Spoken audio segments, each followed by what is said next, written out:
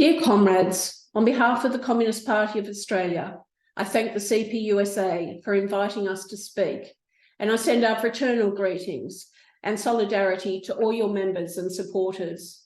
I acknowledge that I speak today on the stolen lands of the Aboriginal and Torres Strait Islander peoples, the traditional owners of the Australian continent. I pay my respects to their elders, past and present, and I acknowledge their ongoing connection to land, sky, and water. It always was, and it always will be, Aboriginal land. US imperialism is setting up a dangerous plan to encircle and contain socialist China. Alliances have been formed, such as the Quad, Five Eyes, and AUKUS. The AUKUS agreement between the US, the UK, and Australia was signed with bipartisan support in 2021 and endorsed by the new Labor Albanese government in office since May 2022. The US has long been militarising the north of Australia as a potential site to threaten China. This has been accelerated by AUKUS to include US nuclear-armed submarines being based in Australia, as well as additional forces and weaponry. The old colonial approach of terra nullius is again in play. There is little or no consultation with the Australian people, and in particular with remote communities in Northern Australia that will become a frontline in an offensive war in the Asia Pacific. Space company Equatorial Launch Australia has signed an agreement with a United States rocket company, Phantom Space Corporation, to collaborate on missions in the Arnhem Space Centre in the Northern Territory. Phantom has confirmed it has had links with the US Department of Defence. It has hopes to mass-produce rockets and fire orbital rockets from the northeast Arnhem land site by 2025. This is causing alarm in local communities. Elder and Arnhem land politician Yinguru Guyala has said consultation with local constituents was needed if the Space Centre was to be used for military purposes, such as a missile range.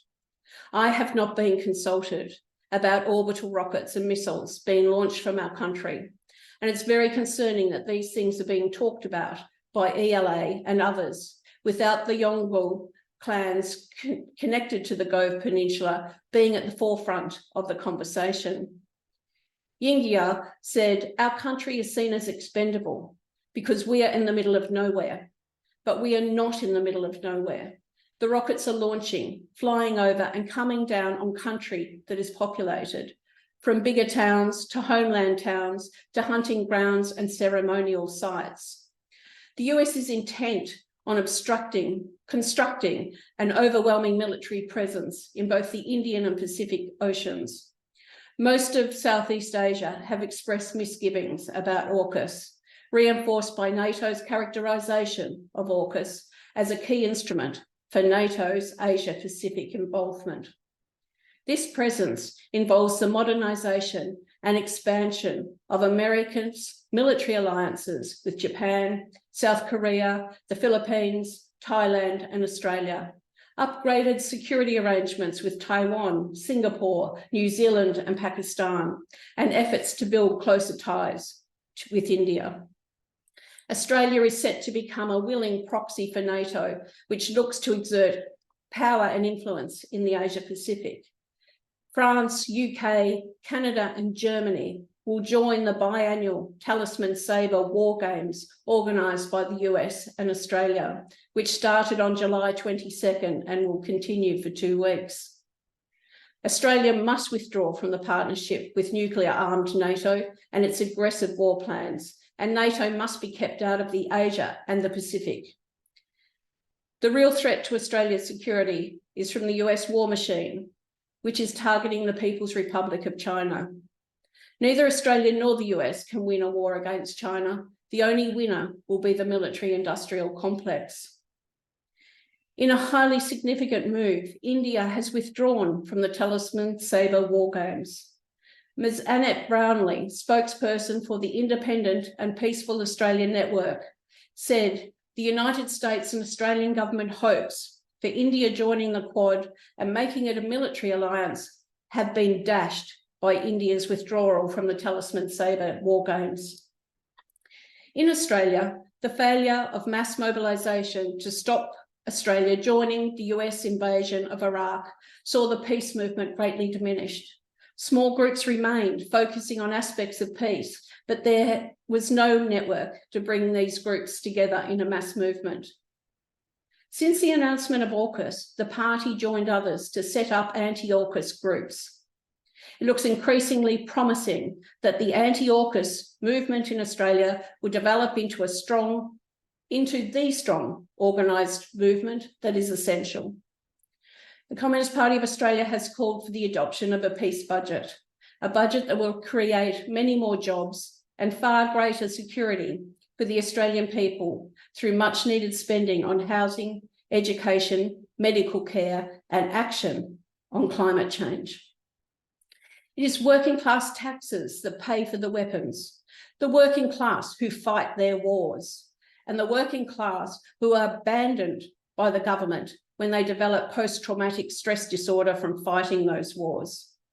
A 2021 Defence Department report put suicides at 24% higher for ex-serving males and 102% higher for ex-serving females when compared to the rest of the Australian population.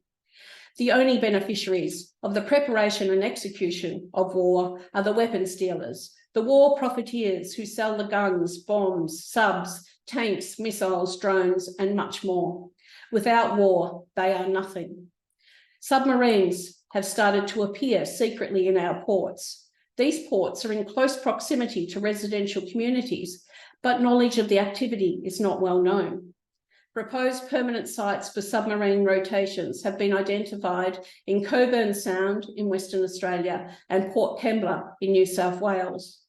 The people, including the Maritime Union, have mobilised to deliver strong resistance in Port Kembla, but not so much in Western Australia and South Australia, where the promise of jobs that won't be realised is used to subdue workers and their unions. Dollar for dollar, military spending creates far fewer jobs than spending on other sectors like education and healthcare.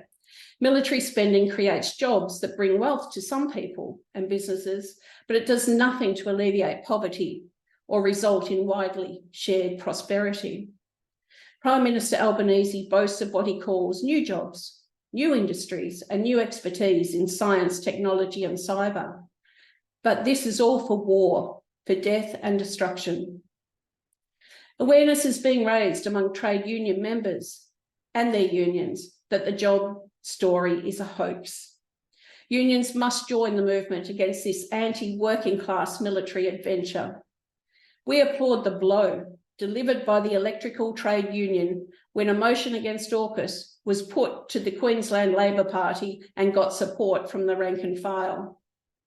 There is hope that unions such as the Maritime Union of Australia and the Electrical Trade Union will present challenges at the National Conference of the Labor Party next month.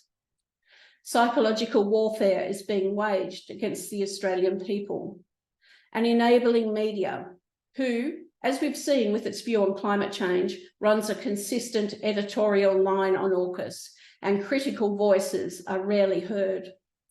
A sinister socialisation and militarisation process is underway to persuade Australian school children about the merits of AUKUS. Weapons companies are sponsoring and directly delivering science, technology, engineering and maths education programs to primary school children, with the explicit intention of creating more positive attitudes to careers in weapons development and production. Research by the Medical Association for the Prevention of War shows major weapons companies seek to attract the best and brightest young people into a comprehensive talent pipeline, socialised to accept the development and deployment of war hardware and software as essential, exciting, and a rewarding career. Children should not be the vehicle to deliver the militarisation of our society, entrenching the belief that our political, ideological, economic and social issues can and should be resolved with military solutions. Where is the funding for career training and pathways for skills to tackle our greatest threats, such as homelessness, lack of medical care, and the environmental crisis? Where is the funding for skills in areas such as renewable energy, water and food security, or public health?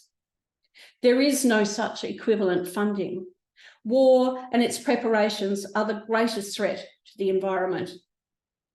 How do these politicians, military, academics, and media criminals intend to save Australia from environmental catastrophe?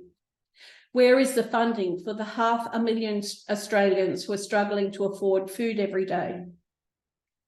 What is occurring is theft of the public purse that is being funneled to UK and US nuclear submarine industries. Generations of the working class will face austerity to pay for it, so that Australian armed forces can effectively be turned into a branch of another country's military. There is no choice but to take it to the streets. Climate activists, nuclear-free activists, and peace activists are realising their common interest and working together with left and progressive parties, some trade unions, churches, and community groups. We know war and climate change are the greatest threat to our security. China is not. We can all agree on one thing, and that is China is not planning to invade Australia. With organisation, our voices will be magnified with the rallying cry that the proliferation of weapons is one of the greatest threats to peace in today's world. The global weapons industry profits from war and insecurity and is associated with corruption and human rights violations. Imperialist wars will not end until capitalism is overthrown.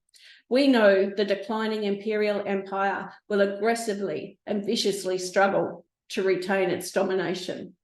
The losers will be mankind and the planet. We can only confront this on a global scale. We must fight to replace capitalism by socialism.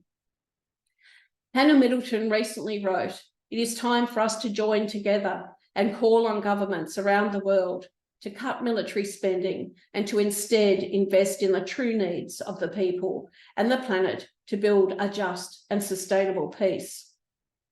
The Communist Party of Australia is committed to defeating AUKUS and getting Australians the peace budget they need.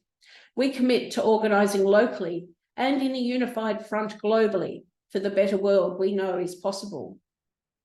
Thank you for your invitation and best wishes with this important conference.